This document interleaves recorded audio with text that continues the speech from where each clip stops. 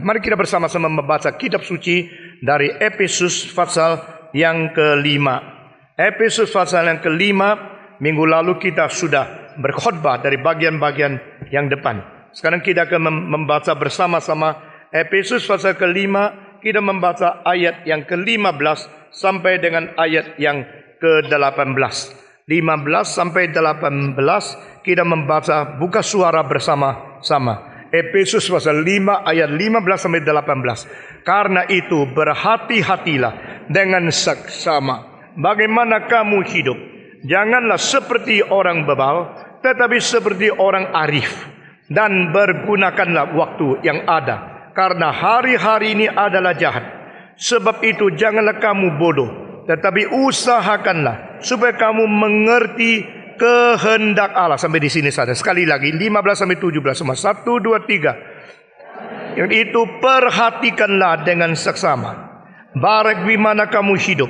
Jangan seperti orang bebal, tetapi seperti orang arif. Dan pergunakanlah waktu yang ada, karena hari-hari ini adalah jahat.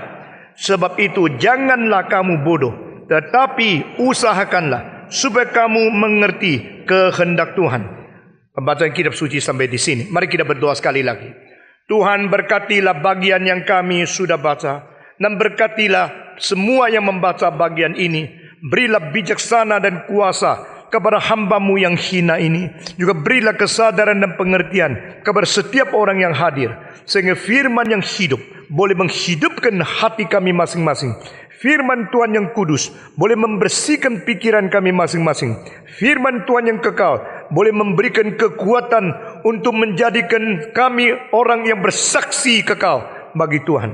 Dalam nama Yesus Kristus, penebus dan juru selamat kami yang hidup, kami berdoa. Amin. Minggu yang lalu kita telah berbicara dari bagian sebelumnya, yaitu mengenai bagaimana orang Kristen menjadi anak-anak terang. Saudara-saudara, Tuhan kita adalah Tuhan yang sendirinya itu terang. God is light, God is life, and God is love. Ini ketiga istilah yang secara kebetulan dalam bahasa Inggris dimulai dengan L ini menyatakan sifat ilahi Tuhan kita yang kita percaya. Begitu berbeda dengan dewa-dewa dan ilah-ilah orang-orang kafir. Saudara-saudara, Tuhan yang sejati adalah Tuhan yang berada di dalam cahaya. Tuhan itu terang adanya. Tuhan yang sejati adalah Tuhan yang penuh dengan cinta kasih. Dan dia itu bukan saja rahimnia dan rahmania, tapi dia adalah kasih itu sendiri. Tuhan yang kita percaya bukan saja Tuhan yang memberikan hidup, menjaga hidup, melindungi hidup, memberikan kecukupan untuk hidup, tapi dia sendiri adalah hidup itu sendiri. Saudara-saudara, subjectivity of truth himself in person, that is God. Allah adalah subjektivitas sendiri di dalam kebenaran yang beroknum, itu namanya Allah. Allah adalah subjektivitas dari cahaya itu sendiri di dalam oknum, itu namanya Allah. Allah adalah subjektivitas kasih yang berada di dirinya, ada beroknum, itu kasih Allah. God is light, God is love, and God is life. Saudara-saudara, begitu banyak konsep ilah yang berada di dalam otak-otak rasio manusia. Itu adalah Allah rasional.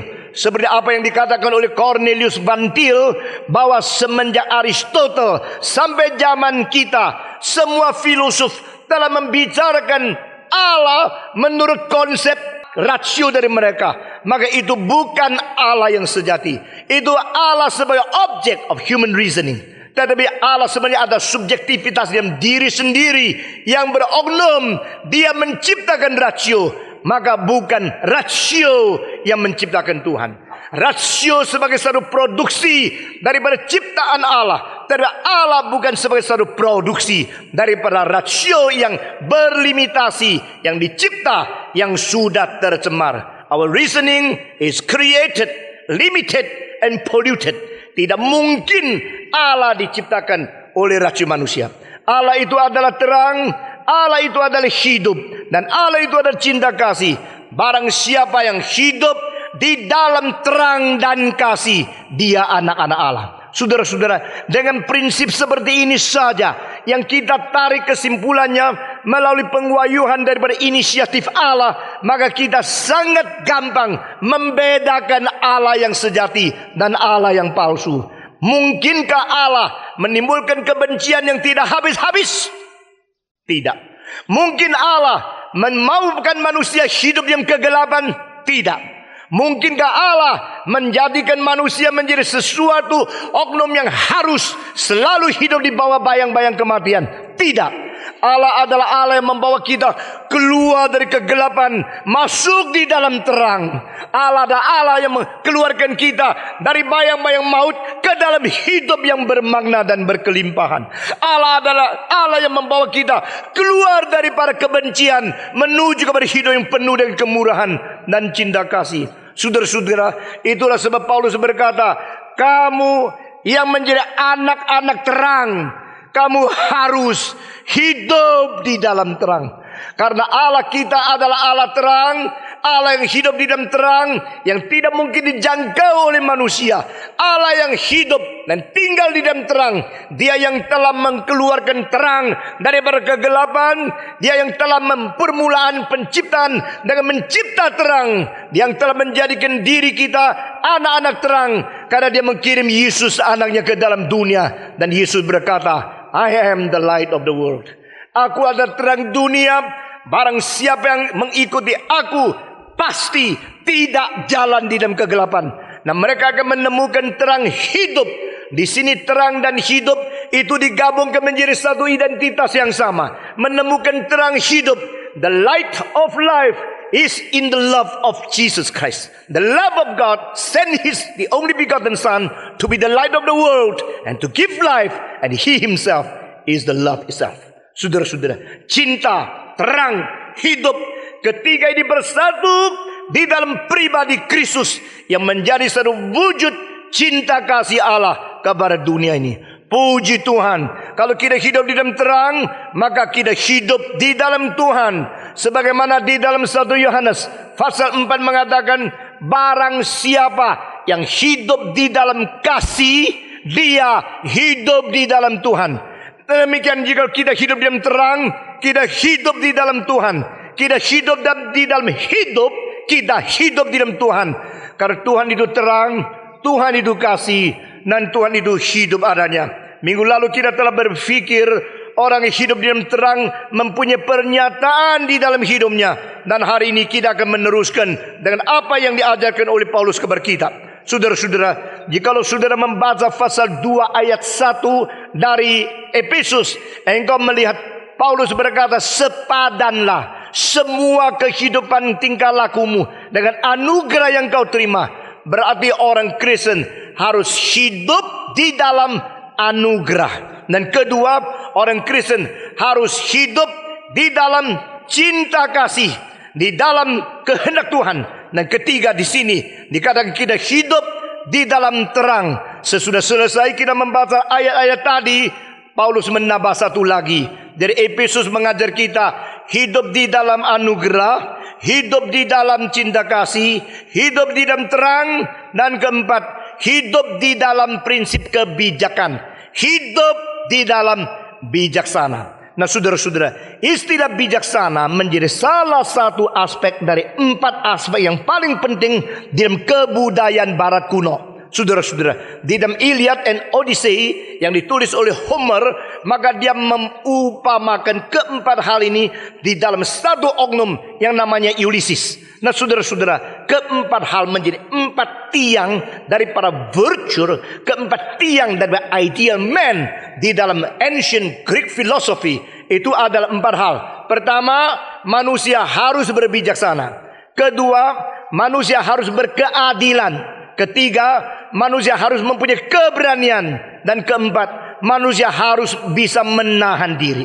Nah, saudara-saudara, jikalau keempat hal ini sudah dimiliki oleh satu orang, maka orang itu orang yang beres, orang yang baik, orang yang boleh dikatakan manusia yang teladan, manusia ideal. Saudara-saudara, saya sendiri sangat kagum dengan terbentuknya 4 aspek ini untuk menjadi ideal man daripada Greek civilization.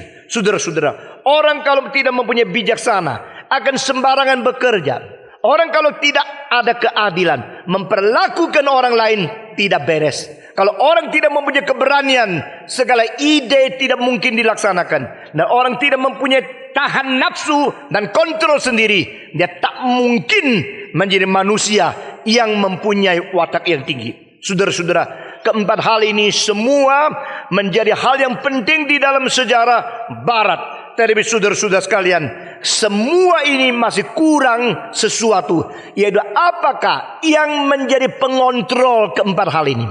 Siapa yang bisa mengatakan saya sudah berbijaksana, padahal pikiran mungkin salah ide? Saudara-saudara, siapa bisa mengatakan saya sudah adil, padahal dia tidak mempunyai konsep keadilan yang sejati? Siapa yang mengatakan saya berani?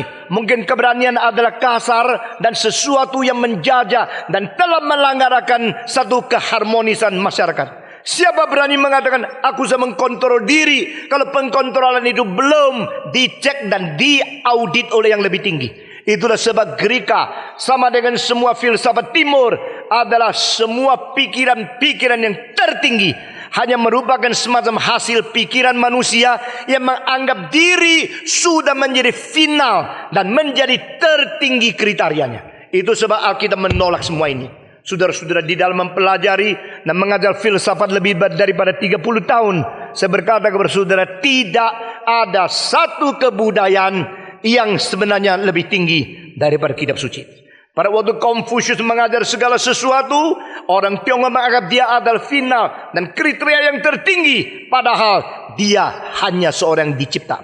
Pada orang Lao Tzu membicarakan dan tahu begitu hebat. Kemarin saya selesai mengajar Taoisme di dalam filsafat Tao Te Ching kepada Asian Philosophy student, saudara-saudara, dan kita akhir semua, tapi kita tetap mengetahui bahwa di dalam pikiran mereka tidak ada siapakah Allah, apakah penebusan, dan bagaimana boleh mencapai akan keselamatan yang berada di dalam hidup kita melalui Taoisme. Saudara-saudara, seluruh filsafat baik timur maupun barat, baik modern, postmodern, atau kuno atau yang purbakala, tidak pernah mempunyai satu kriteria lebih tinggi dari rasio manusia yang dicipta, yang terbatas, yang terpolusi. Ini 3 kondisi mengikat bagaimana hebatnya pikiran manusia tidak mungkin keluar daripada sesuatu kerangka yang di dalam substansi, di dalam kategori ciptaan.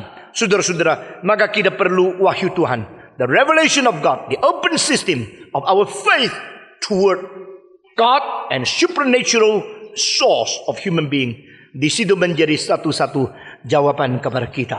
Nah, saudara-saudara sekalian, maka bijaksana yang di barat begitu penting karena mencintai bijaksana itu menjadi istilah pokok daripada filsafat. Philos, sophos, philia, sophia. I love the wisdom. I'm the wisdom lover. To chase, to understand, to find about what is the wisdom. That the philosophical effort. Saudara-saudara, mau mencari kebijaksanaan, mau mengerti kebijaksanaan, itu merupakan salah satu sebab mendorong manusia maju di dalam kebudayaan dan civilization. Tetapi saudara jangan lupa bahwa Socrates sendiri tidak pernah mengatakan dia orang bijaksana. Dia hanya mengatakan saya hanyalah pencinta bijaksana saja. Saudara-saudara, orang barat mengatakan philharmonic. Itu satu orkestra di mana mengumpulkan orang-orang yang mencinta keharmonisan suara. Phil itu philia, itu berarti mencintai. Harmonik itu harmoni di dalam musik. Philharmonic, saudara-saudara, filosofi, mencintai akan bijaksana. Berarti mereka bukan bijaksana, mereka bukan kebenaran, mereka bukan musik, mereka hanya pemusik, penuntut bijaksana. Mereka hanya penghaus, pelapar, orang yang ingin mendapatkan bijaksana. Namanya adalah filosofi. Orang ingin mendapatkan suara harmonis, itu namanya adalah musikus. Mereka bukan musik itu sendiri, saudara-saudara. Tapi dalam Alkitab berkata, Christ is our wisdom, Christ is our redemption, Christ is our righteousness. Saudara-saudara, di dalam 1 Korintus pasal 1 ayat 30 dikatakan Tuhan Allah menjadi Kristus kesucianku. Dia adalah penebusanku. Dia adalah keadilanku. Dan dia adalah bijaksanaku. Our wisdom, our righteousness, our holiness, and our redemption. That is Jesus Christ. Jadi di sini kekristenan dengan semua agama berbeda. Di dalam keadaan subjektivitas, kebenaran, keadilan, sukacita dan segala sesuatu di dalam bentuk oknum sendiri, maka dia itu sebenarnya Allah. Dan di sini berkata, saudara bukan saja hanya hidup di dalam terang, saudara harus hidup di dalam bijaksana. Bukan hanya mencari bijaksana, bukan hanya mengerti bijaksana, hidup di dalam bijaksana. Itulah ayat yang baru kita baca. Mari kita membaca sekali lagi. Pasal 5 ayat ke-15. Karena itu perhatikanlah dengan saksama bagaimana kamu hidup. Janganlah seperti orang bebal, tetapi seperti orang arif. Atau terjemahan yang lain di sini dikatakan, janganlah engkau hidup sembarangan, tapi hidup di dalam bijaksana. Segala sesuatu yang dilakukan harus di dalam prinsip bijaksana. Nah, saudara-saudara, wisdom is not knowledge, and knowledge is not wisdom. Saudara-saudara, pengertian pengetahuan bukan bijaksana. Bijaksana bukan pengetahuan. Jikalau kedua ini kita tidak membedakan, kita campur aduk secara paksa, kita sendiri adalah orang yang tidak bijaksana. Karena di tengah-tengah bijaksana dan tengah-tengah akan pengetahuan, kedua hal ini mempunyai perbedaan kualitatif. The qualitative difference between wisdom and knowledge. Manusia boleh baca buku mendapat pengetahuan yang banyak, tetapi harus pada saat apa memakai pengetahuan yang mana untuk menghadapi situasi bagaimana terhadap orang siapa. Nah, itu bukan pengetahuan, itu adalah bijaksana. Bikin bom atom itu pengetahuan. Kapan baru boleh pakai bom atom, itu bijaksana. Membaca kitab suci sampai hafal A sampai Z, itu adalah pengetahuan. Tapi pada saat kesulitan tiba, ayat apa yang harus saya pakai untuk menantang semua pencobaan dari iblis, itu bijaksana. Wisdom is not knowledge. Knowledge is not wisdom. Itu merupakan satu hal yang paling menyedihkan kalau pendidikan memberikan pengetahuan, tetapi tidak membawa manusia menuju kepada kebijaksanaan. Saudara-saudara, bijaksana adalah fondasi dari pengetahuan. Pengetahuan hanyalah bangunan di atasnya. Saudara-saudara, bijaksana adalah arah daripada perjalanan. Pengetahuan adalah pengertian tentang situasi geografika. Saudara-saudara, bijaksana adalah esensi yang tidak kelihatan, tetapi pengetahuan hanya fenomena yang kelihatan saja. Mengapa bangunan yang tinggi sekali akhirnya menjadi goncang dan menjadi miring dan harus dirobohkan karena fondasinya tidak beres. Saudara-saudara, saya minta prinsip-prinsip yang penting yang setiap minggu dengan susah payah, dengan letih lesu kita kabarkan di sini, dipegang dengan baik-baik.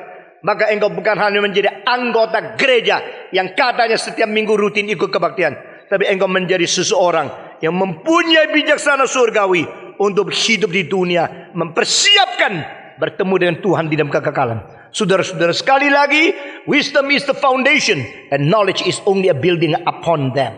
Saudara-saudara, wisdom is the essence and knowledge is only phenomena.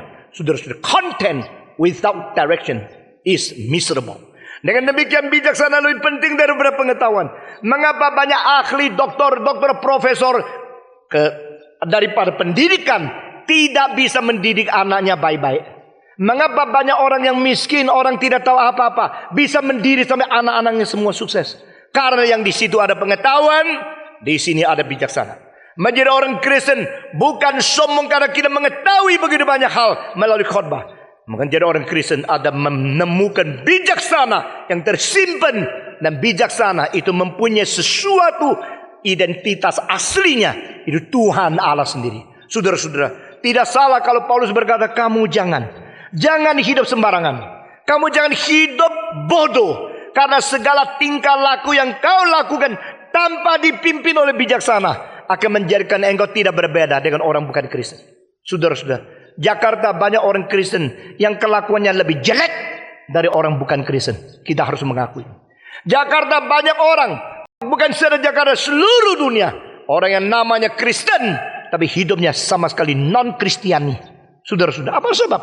Karena mereka sudah mempunyai pengetahuan kekristenan, sudah mempunyai baptisan, sudah ikut liturgi, sudah dengar, sudah mempunyai banyak data-data kekristenan yang dimasukkan, tapi tetap bodoh.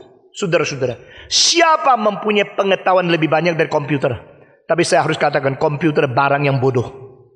Karena apa? Dia tidak bisa pilih sendiri. Engkau kasih data masuk.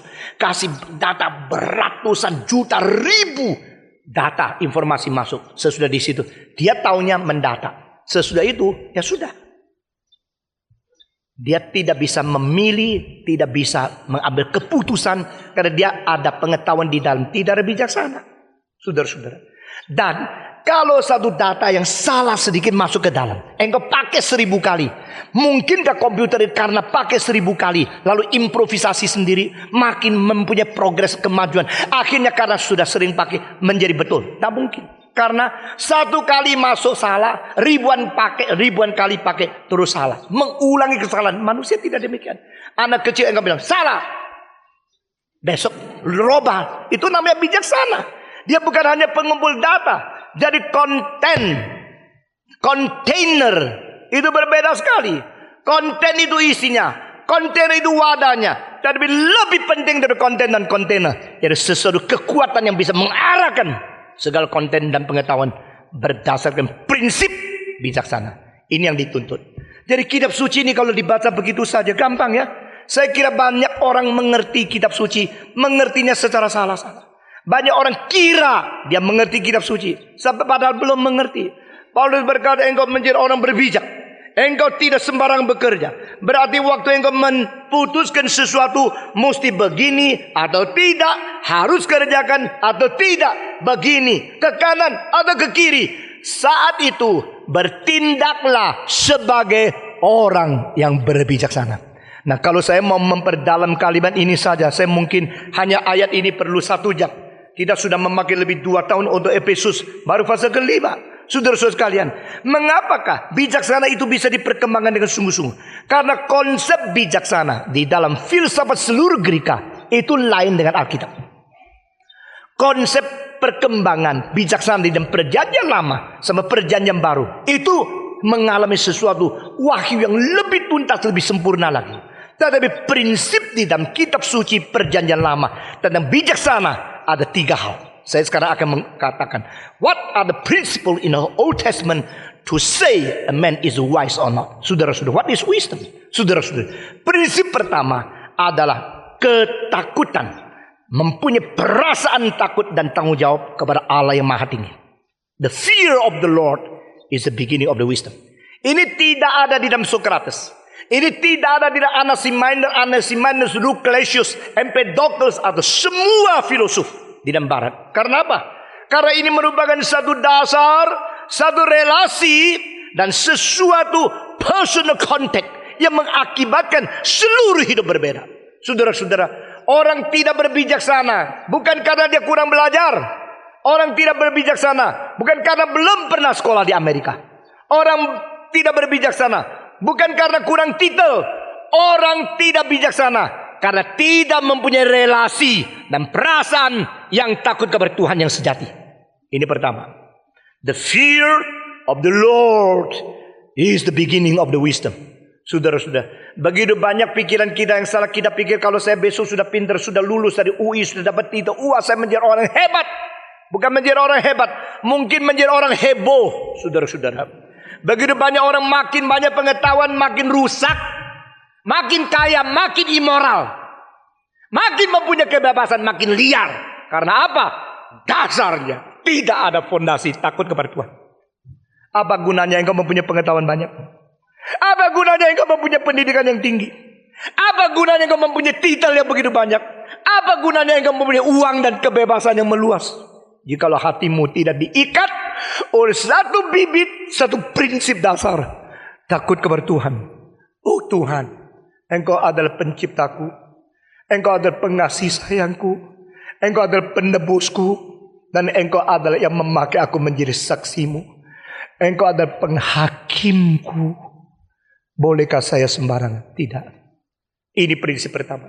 The fear of the Lord is the basis, is the foundation, is the beginning of the wisdom. Ini prinsip pertama. Kedua, mengenal kesucian yang maha tinggi.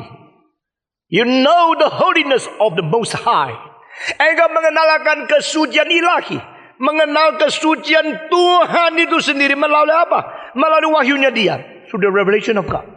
Melalui wahyu Tuhan engkau mengetahui kesucian Tuhan yang tertinggi. Nah, ini merupakan suatu hal yang begitu berbeda dengan semua agama akibat imajinasi manusia. Allahnya mesti begini, Allah mesti begini, Allah mesti begini. Dari manusia sebagai inisiator untuk memikirkan Allah mestinya bagaimana, itu menciptakan Allah imajinasi, bukan Allah revelasi. Tapi Allah yang sejati adalah mewahyukan diri, Allah yang sendiri memperkenalkan diri. Dan menurut Westminster Confession, yang diperkenalkan dan yang sesungguhnya itu tidak ada bedanya. Nah, ini berarti kejujuran menjadi jaminan kebenaran yang diwahyukan itu tidak ada perubahan. Dan itu identik, itu adalah otentik, saudara-saudara. Allah yang sejati menyatakan diri di dalam kitab suci, siapakah Dia? Yang Dia ada dan yang diberitakan berita itu adalah Allah yang sama.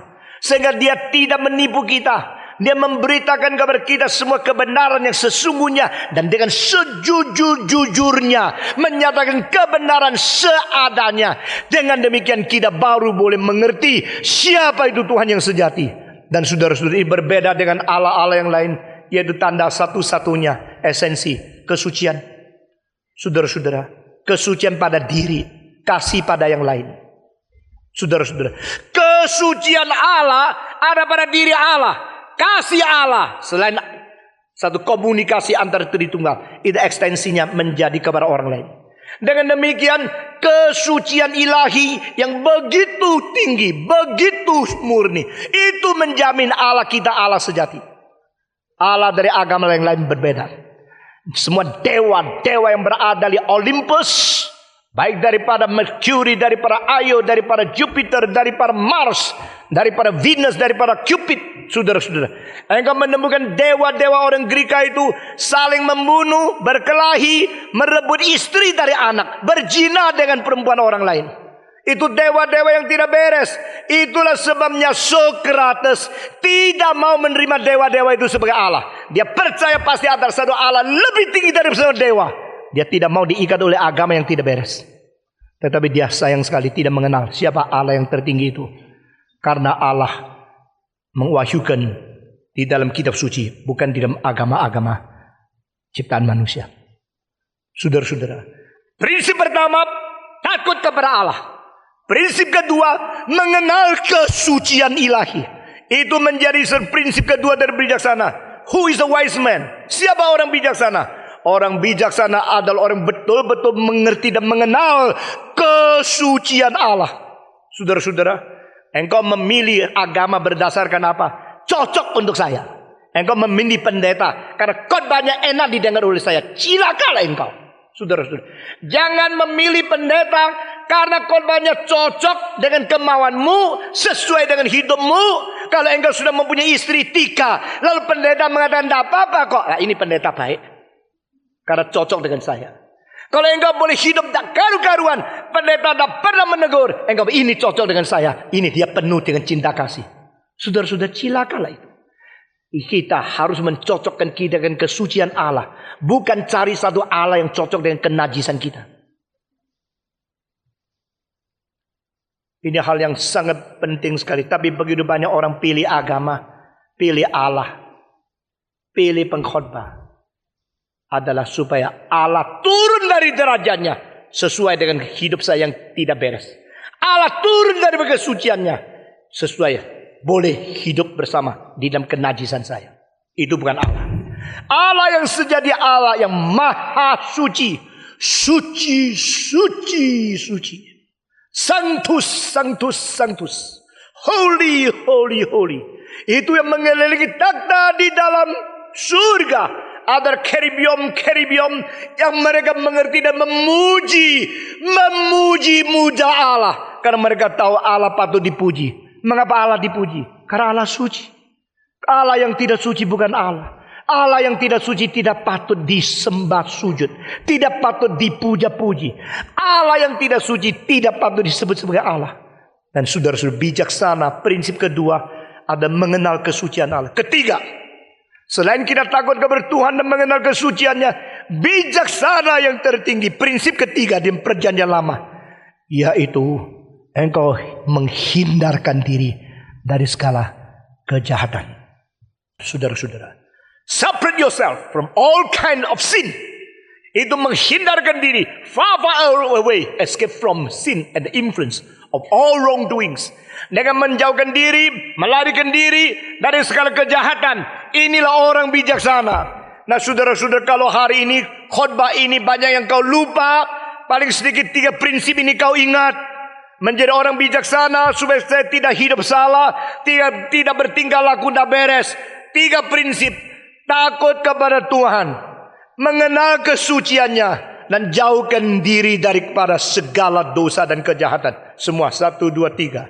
Takut kepada Tuhan, mengenal kesuciannya, menjauhkan diri daripada dosa dan kejahatan. Kawan yang terlalu jelek, jauhkan. Orang yang selalu mensuruh engkau berbuat dosa, tinggalkan dia. Segala tempat yang mengakibatkan engkau rusak di dalam kesucianmu, jauhkan itu.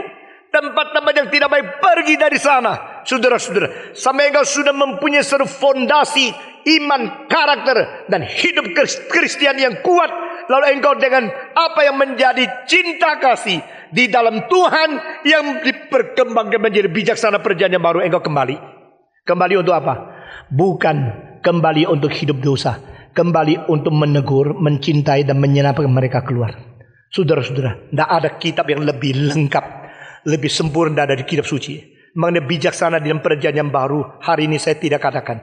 Dari prinsip 3 itu dulu engkau keluar. Engkau lepaskan diri.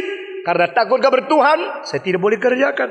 Pada waktu seorang wanita yang mempunyai kedudukan tinggi membuka pakaian telanjang, lalu minta seorang muda yang ganteng bersetubuh dengan dia, pemuda itu mengatakan, bolehkah saya melakukan dosa yang besar ini dan bersalah kepada Tuhan Allah? Tidak. Dia menolak. Karena ditolak, akhirnya pemuda ini difitnah dan harus masuk penjara bertahun-tahun. Siapa dia? Yusuf. Saya kagum pengertian Yusuf, karena waktu itu dia belum pernah baca kitab suci. Waktu zaman Yusuf belum ada kitab suci perjanjian baru. Dan dia mempunyai pengertian etika, mempunyai pengertian bijaksana. Ini tidak boleh. Berhubung dengan istri orang lain tidak boleh. Dan ini dosa besar. Dan ini dosa kepada Allah. Di 3 prinsip ini tidak boleh. Ini bukan salah, tidak boleh karena dosa. Ini dosa yang besar. Dan ini bersalah kepada Allah, bukan bersalah kepada suamimu. Saudara-saudara, 3 prinsip itu dari mana? Itu namanya bijaksana kalau orang sudah takut kepada Allah.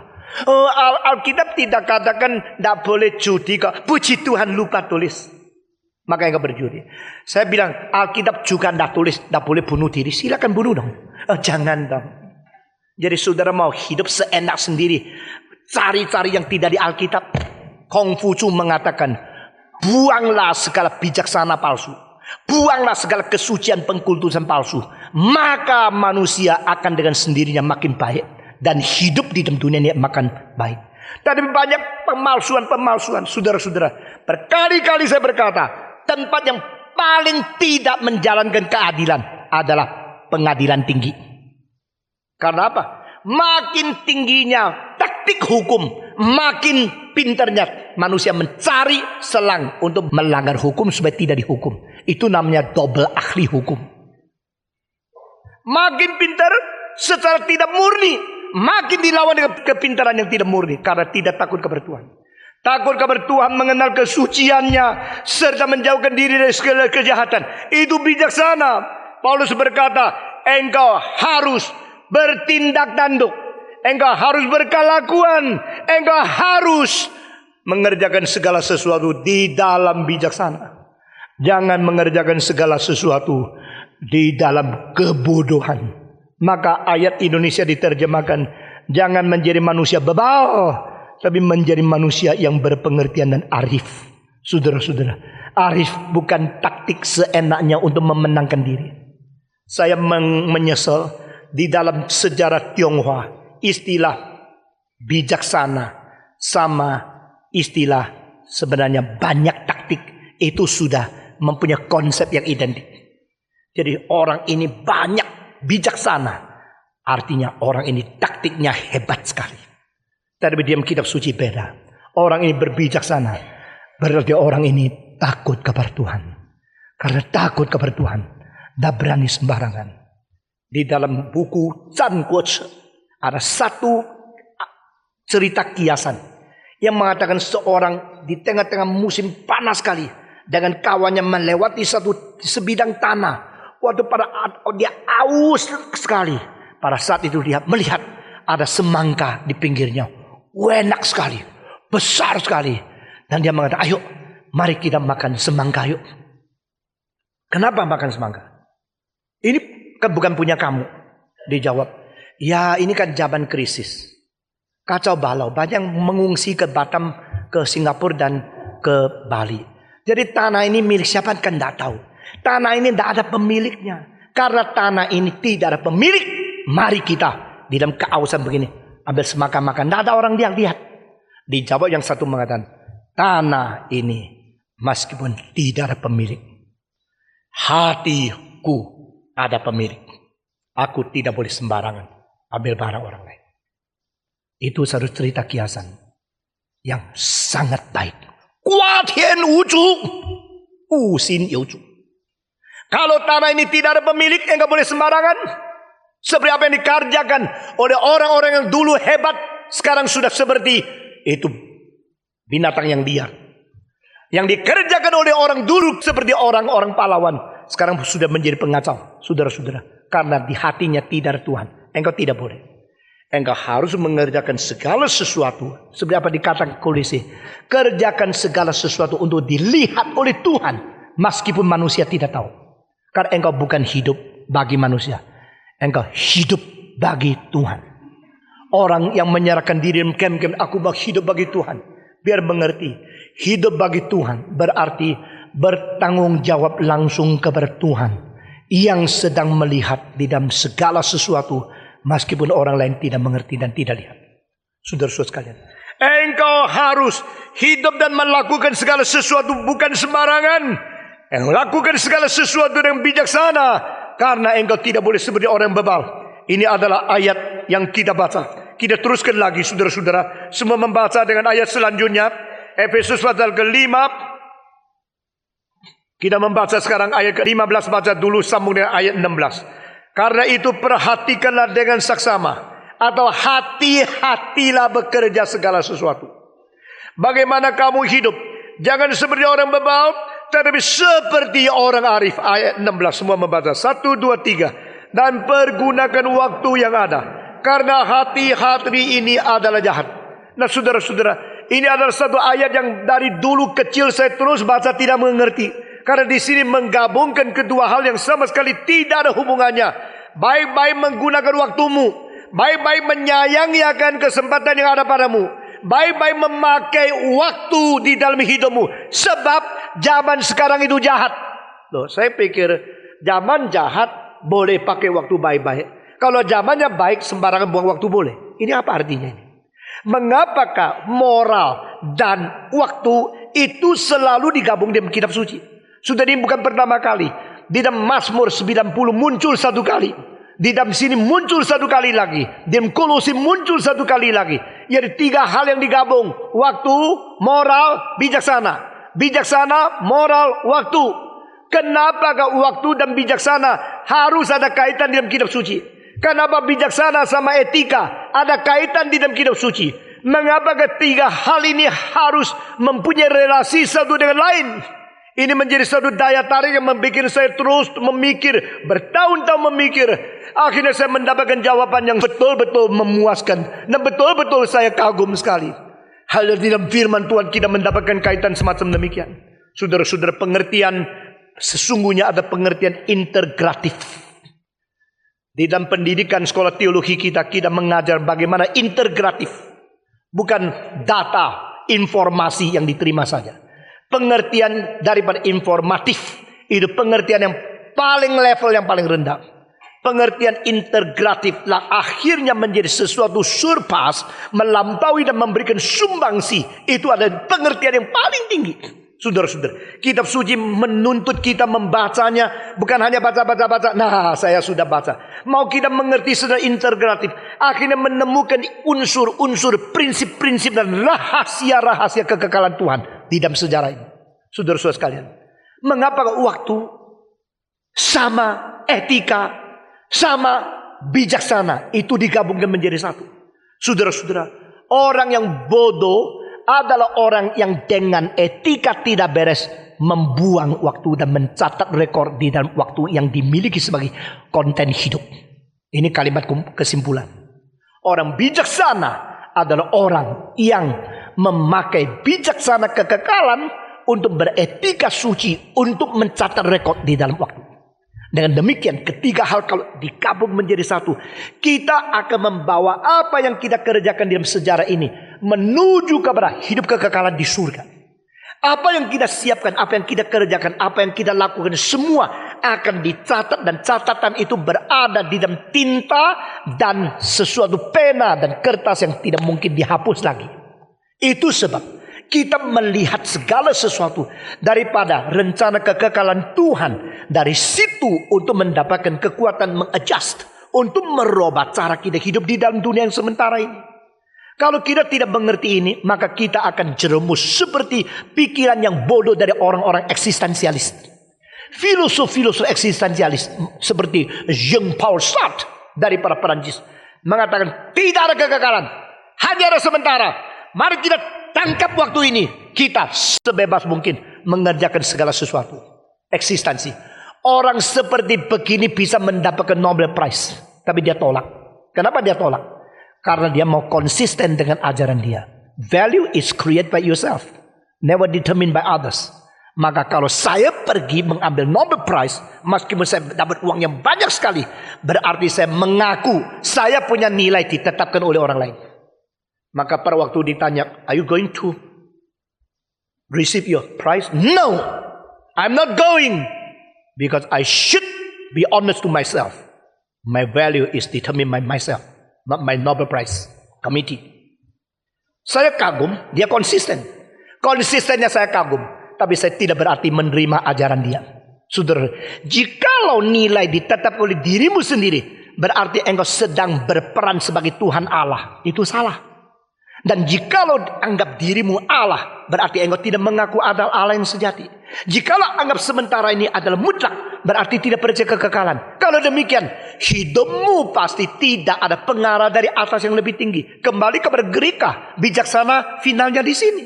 Di atas rasio, tidak ada super rasional, tidak ada Allah yang menguasai manusia. Saudara-saudara sekali, kita melihat ini keadaan dunia.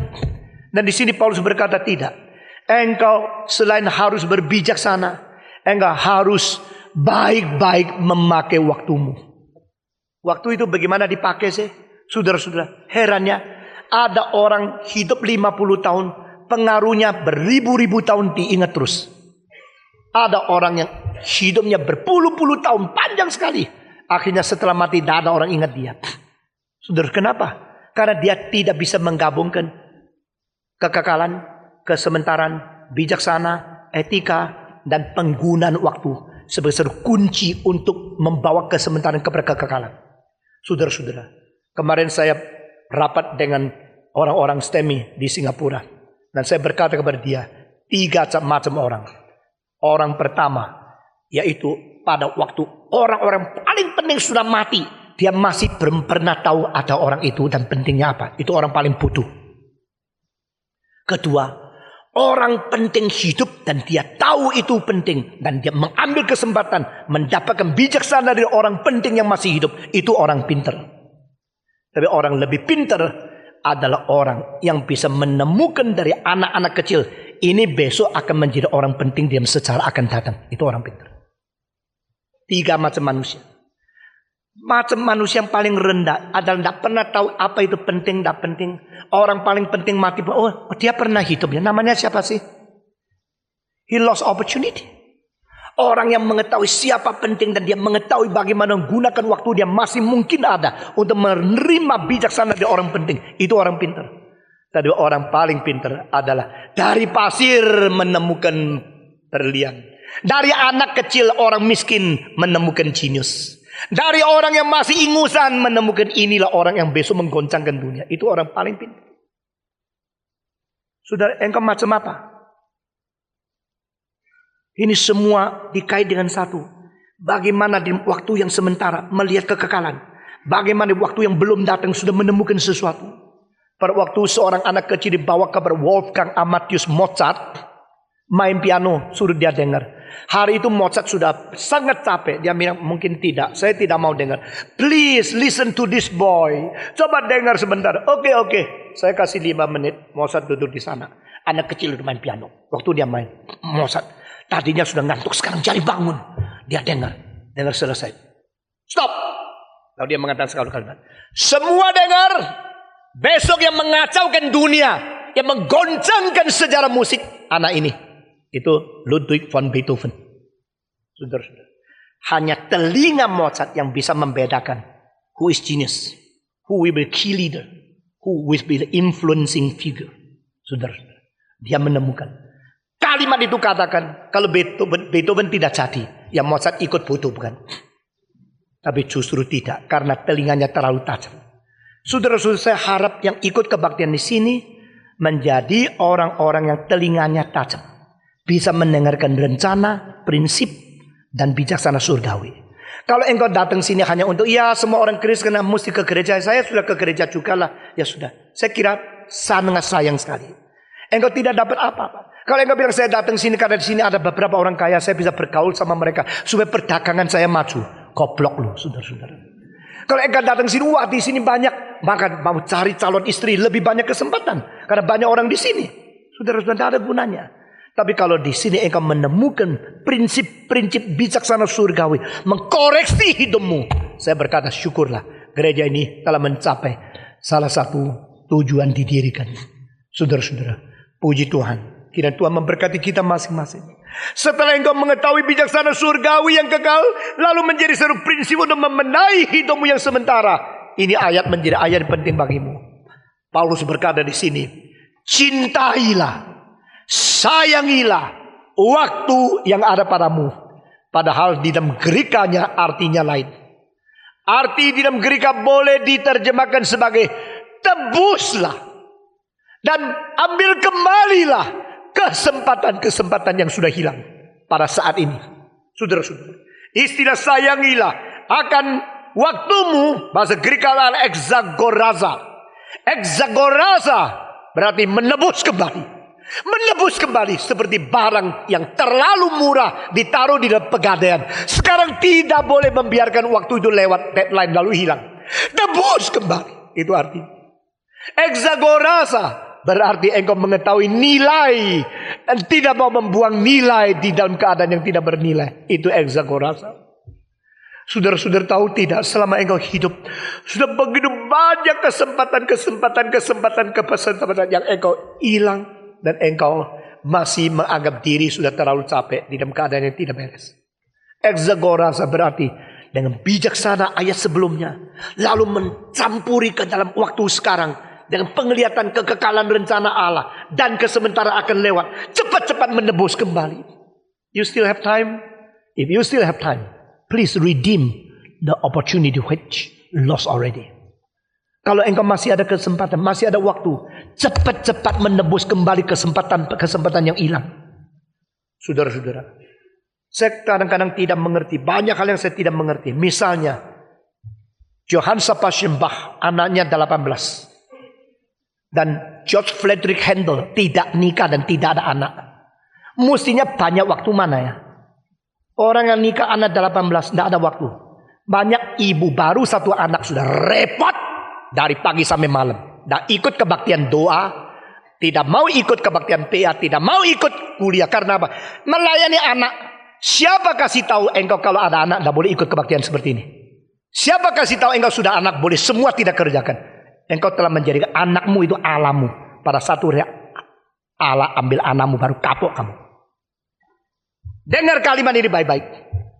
Saudara-saudara, saya belajar di dalam sejarah. History and experience is the most expensive teacher of human life.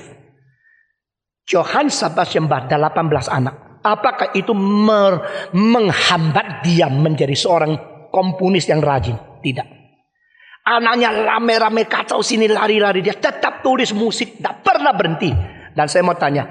Handel yang tidak ada istri, tidak anak. Tulisan musik lebih banyak dari Bach. Juga tidak. Lalu saya tanya. Apa sih artinya menggunakan waktu? Apa sih artinya cari waktu? Pakai waktu? Saya tidak ngerti. Betul-betul tidak ngerti. Di dalam hidup saya banyak kerisauan yang tidak bisa dikatakan kepada siapa. Tidak ngerti. Lalu orang tanya, Pak Stephen, engkau capek ya, engkau repot ya. Saya bilang, enggak, saya belum capek apa-apa. Kalau saya capek itu capek karena memang tubuh ini lemah. Tapi saya mau kalau mendirikan lagi 300 GRI. 300, saya mau, saudara-saudara, hari ini saya umumkan. Mungkin tidak banyak orang setuju. Saya akan mulai memimpin mimbar Reform Injili di Singapura. Mulai bulan 8 setiap minggu. Setelah khotbah 2 kali di sini dengan keadaan kelihatan capek sekali. Langsung saya larikan diri ke airport pergi ke Singapura. Benar. Dan bukan saja demikian. Setiap Senin saya bikin satu mimbar doktrin dan eksposisi untuk seluruh kota Singapura dalam bahasa Mandarin dan Inggris. Selasa saya membuka pelajaran extension daripada Reform Institute Washington di Asia Tenggara. Saudara-saudara, tidak bisa. Kita tidak bisa membiarkan waktu lewat begitu saja. Karena waktu itu adalah hidup. Life is time. Time is life. Those people who say time is money is too stupid. Time is not only money. Money is nothing. Time is far, far more than money. Time is not money. Time is life. Your time is your life. And how do you use your time? It means how do you deal with your life. Waktu itu adalah hidup. Hidupmu tidak lebih panjang 1 detik dari waktu yang ada padamu. Dan seluruh makna hidup digarap di dalam bagaimana caranya engkau mengerjakan waktu yang diberikan kepada engkau. Umur 30 saya kira saya mati. Waktu hari ulang tahun 30 belum mati, saya heran. Saya masih hidup. Maka saya mengatakan kalau gini saya mau menikah. Umur 30 saya status saya menikah. Hari nikah saya bilang sama nyonya saya mungkin 2 tahun saya mati. Dia bilang hari nikah kok ngomong gituan sih. Umur 40 belum mati. Saya heran. Dan saya mengatakan mungkin saya perlu dirikan gereja. Umur 49 saya dirikan gereja Reform Injili Indonesia. Sesudah itu terus pikir apakah waktu yang boleh saya pakai. Lalu saya waktu sharing kepada anak muda, kepada pemuda-pemuda, dan kepada mahasiswa, mereka seperti tidak ada reaksi. Ya mungkin Pak Stephen Tong ngomongnya gini, memang sifatnya gini. Dia tetap seperti dia. Saudara-saudara, dunia digarap oleh orang-orang yang mengerti bagaimana menggunakan waktu dan kesempatan yang ada. Exagoraza. Exagoraza. Menebus. Waktu dipakai di sini bahasa Ibrani bukan kronos. Saudara perhatikan di sini Paulus memakai kairos. Kairos berbeda dengan kronos. Kronos itu ada time. Kairos itu adalah sesuatu yang lebih tinggi daripada time. Bukan mechanical time. Tetapi semacam yang disebut opportunity and moment. Special moment which never repeat. Never repeated. Never reverse. Kesempatan-kesempatan yang tidak mungkin kembali. Saudara-saudara, setiap kali menghadapi kesulitan-kesulitan yang ada, saya langsung memutarkan prinsip hidup saya kepada Tuhan. Tuhan, what do you want?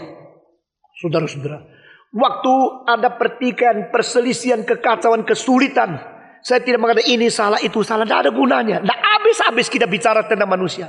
Kalau ada kesulitan-kesulitan timbul, saya langsung putar Tuhan. What do you want? What do you want? In crisis, what do you want? In time like this, what do you want? In sadness, grief like this, what do you want? What do you want me to do at this moment to redeem my time?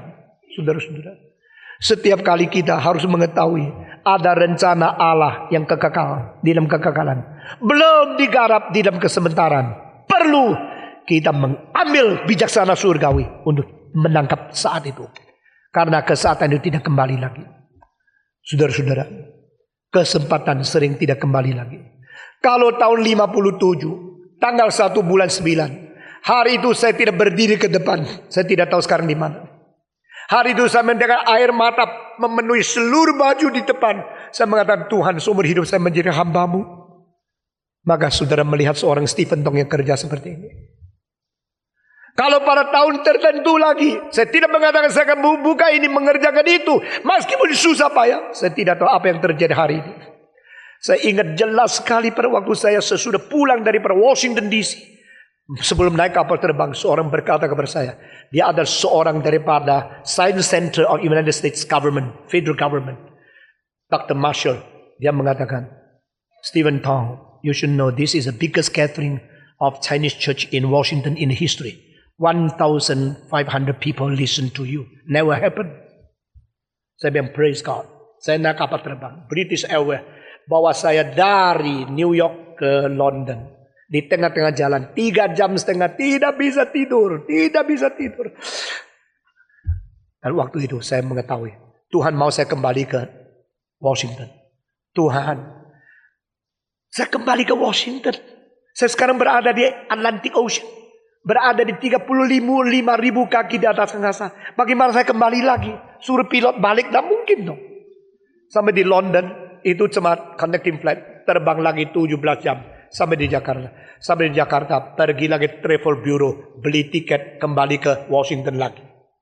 Kenapa? Karena Tuhan menggerakkan saya. Dirikan Reform Institute di sana.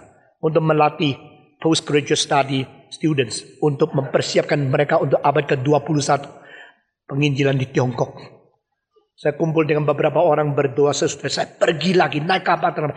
Pulang pergi itu 52 jam saudara-saudara. Dan saya seorang pendeta, saya bukan naik first class, bukan naik business class. Saya naik coach. 52 jam kembali, kumpulkan orang di sana, dirikan. Orang mengatakan, Stephen Tong sudah gila ini. Orang di Indonesia gerejanya tidak ada mau tinggalkan, mau dirikan Reform Institute di situ. Lalu setiap tahun akhirnya 1 bulan saya mengajar di situ. Saudara tahu tahun lalu berapa banyak yang datang? 142. Di antaranya 18 PhD, 36 master degree. Itu kehendak Tuhan. Sekarang Tuhan pimpin saya ke Singapura lagi. Seumur hidup saya harus mengetahui bagaimana memakai waktu, menangkap kesempatan. Saya akan mengakhiri dengan satu cerita yang saudara sudah pernah dengar. Dewa kesempatan orang Greka.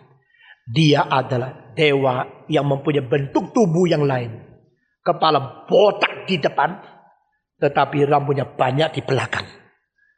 Saudara-saudara, orang bilang kalau laki-laki botak di depan, berarti selalu dijambar rambut oleh istrinya. Kalau botak di belakang dilus-lus sayang akhirnya rambutnya hilang di belakang.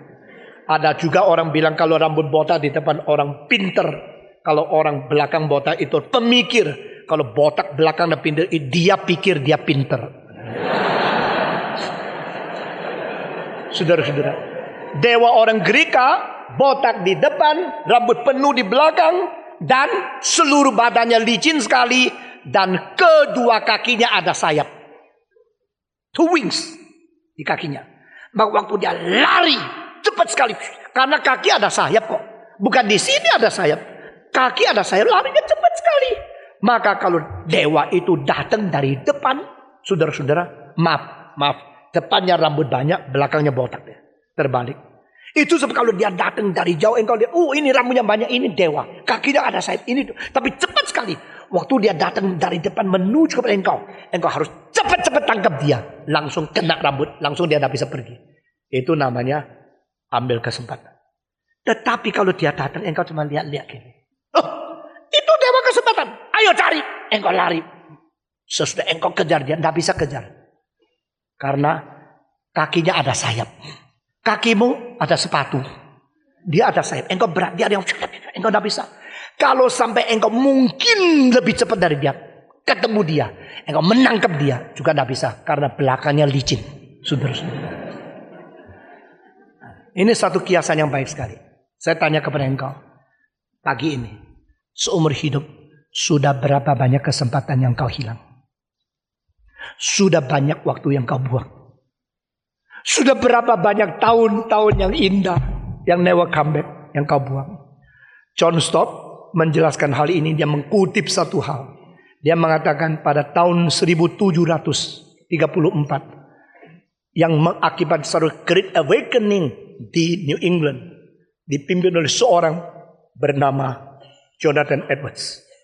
Jonathan Edwards pada waktu umur 20 lulus dari sekolah yang tinggi sekali, orang jenius sekali.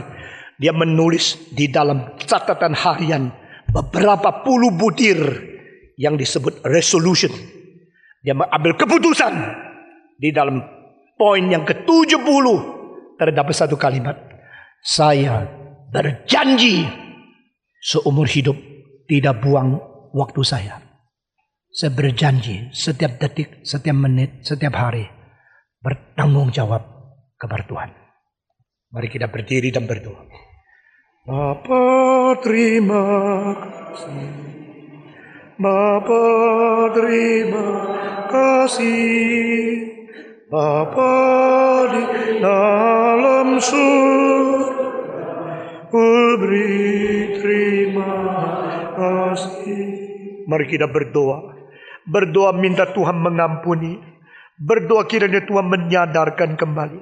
Berdoa kiranya Tuhan memberi kekuatan kepada kita untuk tegak berdiri, berjanji kepada Tuhan, menjadi orang berbijaksana, orang takut kepada Tuhan, orang yang mengenal kesuciannya, orang menjauhkan diri dari dosa, dan orang yang mau menebus waktu, menebus kesempatan kita, pikir kita, exagoraza daripada kairos yang sudah hilang.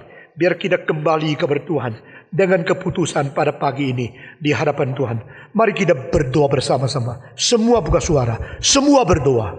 Bapa di dalam surga, kami berterima kasih pada pagi ini. Sekali lagi kami mendengarkan firman Tuhan yang menegur dan mencerahkan kami, memberikan kekuatan dan membawa kami kembali kepada ajaran-ajaran yang penting, kepada ajaran-ajaran yang kami perlu mengerti.